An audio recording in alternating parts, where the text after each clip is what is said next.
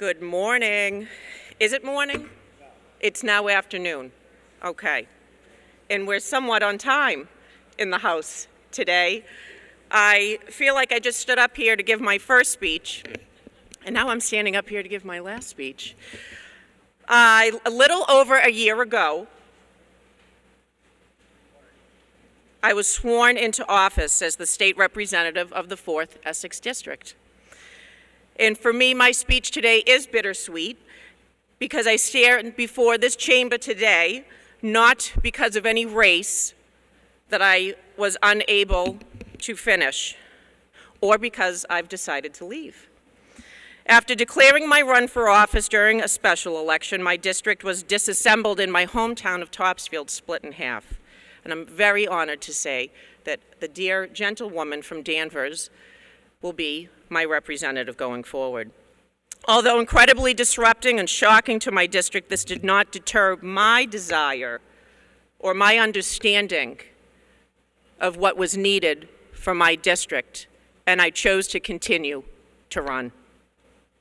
My district needed a strong voice in the State House, and the special election presented an opportunity for that voice.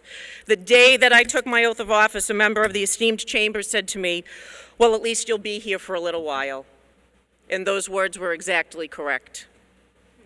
My communities deserved a hard-working and seasoned representative ready to work for them on day one. I believe I've done hard work for them for the past 12 months. My desire to run for public office was stoked by one of the greatest mentors of my life and a former member of this esteemed chamber, the Honorable J. Joseph Moakley of South Boston. Hi, Rep. Joe was a fighter. He was a hard worker. He was a leader, and he knew how to take people underneath him to create leaders. He loved his family, his friends, and his community with all his heart, and he fought every day to help those whom he represented. Joe mentored me, and he showed me what it was to be a true public servant. I am so grateful to have brought that spirit and work ethic that he bestowed upon me on behalf of my district and on behalf of the Commonwealth of Massachusetts. I have had the privilege to be a part of sweeping and comprehensive policy changes on behalf of my constituents. This chamber passed the Votes Act, offshore wind, comprehensive mental health care reform. I've been able to stand on this floor to speak about my personal and heartbreaking story of pregnancy loss during the debate of our updated Roe Act, emphasizing why women are not second-class citizens and that it is a human right to access full service and equitable health care.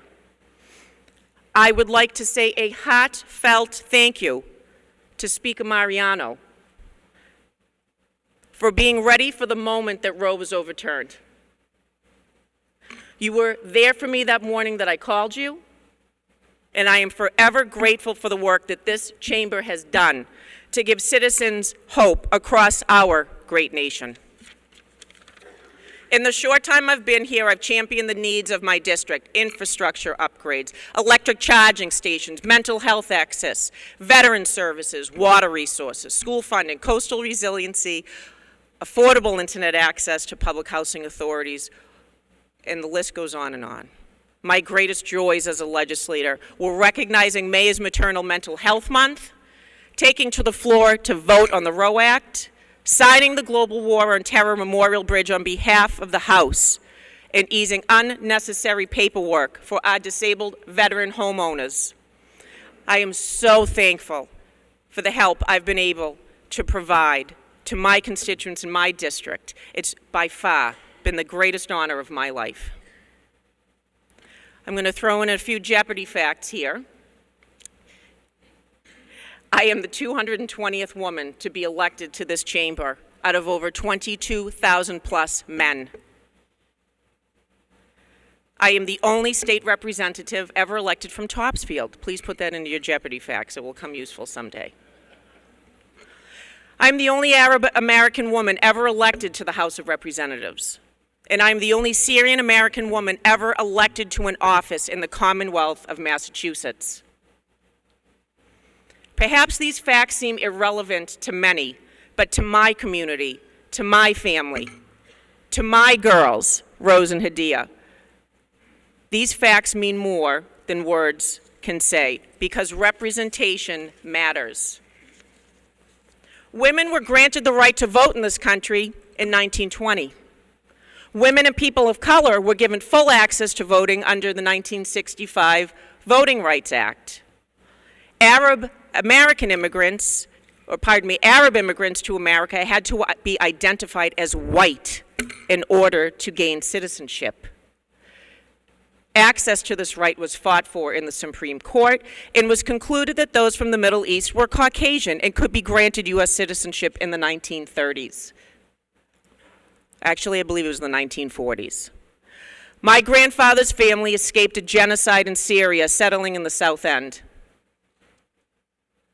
The genocide my family escaped may have ended, and in its place, mass genocide has continued in the Middle East, and we must acknowledge that truth. Every community deserves to have their voice acknowledged and represented in the room where it happens, the room where decisions are made. I, like many of us right here in this chamber, represent the American dream, the ability to give those who believe that they have no voice until they see themselves in an elected body, and that is a gift. I am humbled to have had that opportunity. Found within this chamber are the most compassionate, the most intelligent, and some of the funniest individuals I have ever met. I have watched you, I have watched your fierce leadership, and you have changed the trajectory of how our state takes care of its citizens, from housing to health care. It is an honor to call you my colleagues and my friends. To my freshman class, you greeted me with open arms and open hearts. You are the best. Carla Moran, you are the best bullpen leader ever. To the Progressive Caucus, thank you for being so good to me. To the members and the staff that make that caucus go round. To my division leader, Frosty, he's not here. Your voice will forever ring melodic in my ears. As will Pro Tem Pogans, I'll be thinking of land takings from here to eternity. I would like to say your voice will forever be in my ears as well. To my beloved Women's Legislative Caucus, I am grateful for your leadership, camaraderie, and work. There is a great opportunity within the Women's Caucus to address gender parity, racial equity, women's health. I ask every member here today to recognize that they came from a mother, they have a mother, they are a mother, or they know a mother, and use your legislative power to address the gaps in girls, women's, and maternal health care. Our future depends on it. There are so many people to thank and not enough time. Thank you to House leadership and the leadership team. Thank you to the Rangers, the court officers, the House staff, the people that make this place go round, the cleaners. Every single person I have met, the clerk, has been nothing but respectful and kind. Thank you to the chairs and the staff of the committees I have served on. To my North Shore peeps, you are forever my people. To my communities, my district, my 4th Essex family, thank you. I have never loved anything more than taking care of the communities of Hamilton, Ipswich, Manchester by the Sea, Rowley, my hometown of Topsfield, in Wenham. I will always be here for you. Thank you to my legislative aide, Ian Hatfield, for the time he spent in my office. And special thanks to my intern, Cynthia Kuzami. I am so happy that you found me. Thank you to my husband, Peter, to my girls, Hadia and Rose, to my parents, Daryl Alger and Mike Zahlaway. I could never have done this job. Oh, Frosty, you are here. Hi. Where are the jelly beans? I could have never done this job without your support. Thank you for having my back. In the words of President George Washington, associate yourself with people of good quality if you esteem your own reputation, for it is better to be alone than in bad company. Continue to do the good and hard work, my friends.